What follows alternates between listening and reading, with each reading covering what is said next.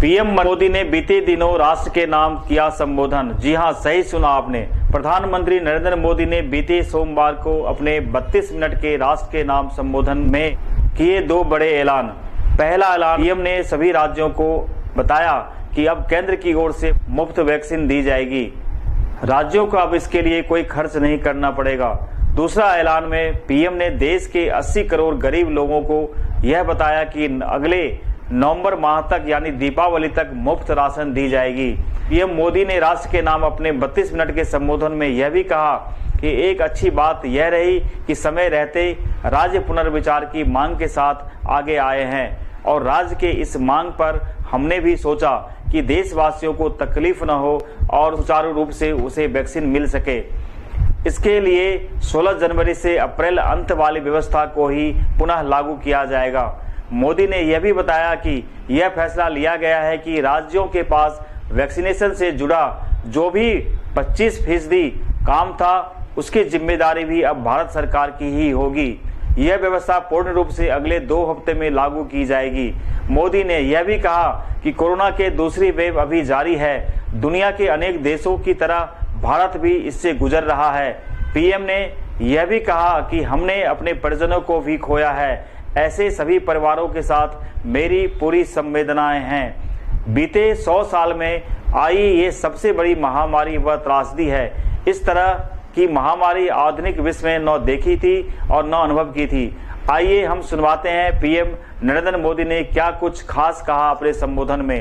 रहे थे इस बीच कई राज्य सरकारों ने भी कहा कि वैक्सीन का काम डिसेंट्रलाइज किया जाए और राज्यों पर छोड़ दिया जाए। तरह के स्वरूप थे, जैसे कि वैक्सीनेशन के लिए एज ग्रुप बनाए गए। दूसरी तरफ ने कहा कि उम्र की सीमा आखिर केंद्र सरकार ही तय करे। कुछ आवाजें तो ऐसी भी उठी कि बुजुर्गों का वैक्सीनेशन पहले क्यों हो रहा है। भांति के दबाव भी बनाए गए। देश के मीडिया के एक वर्ग ने इसे कैंपेन के रूप में भी चलाया। साथियों, काफी चिंतन मनन के बाद इस बात पर सहमति बनी कि राज्य सरकारें अपनी तरफ से भी प्रयास करना चाहती हैं, तो भारत सरकार को क्यों इतराज हो और भारत सरकार इतराज क्यों करे।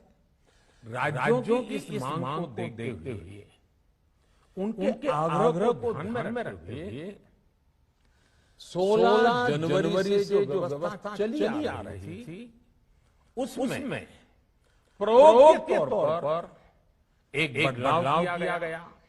हमने सोचा कि राज्य ये मांग कर रहे हैं, उनका उत्साह है, तो चलो भाई 25% का काम उन्हीं को सौंप कर दिया जाए, उन्हीं को दिया जाए।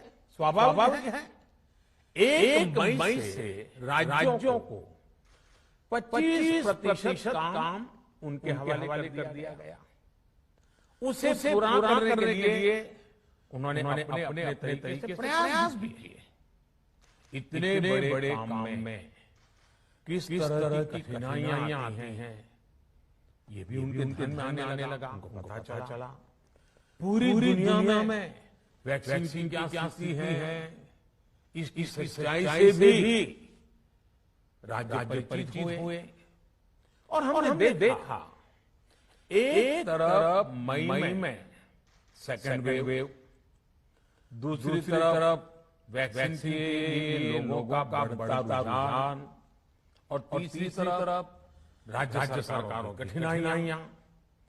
मई में 2 सप्ताह बीते कुछ राज्य खुले मन से ये कहने लगे कि पहले वाली व्यवस्था ही अच्छी थी।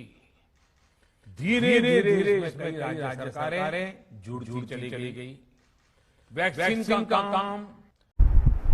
एक बार पुनः श्रमिक मंत्र अपने दर्शकों से अपील करता है कि आप सरकारी गाइडलाइन का पालन करें, साथ ही 2 गज की दूरी व मास्क पहनना न भूलें।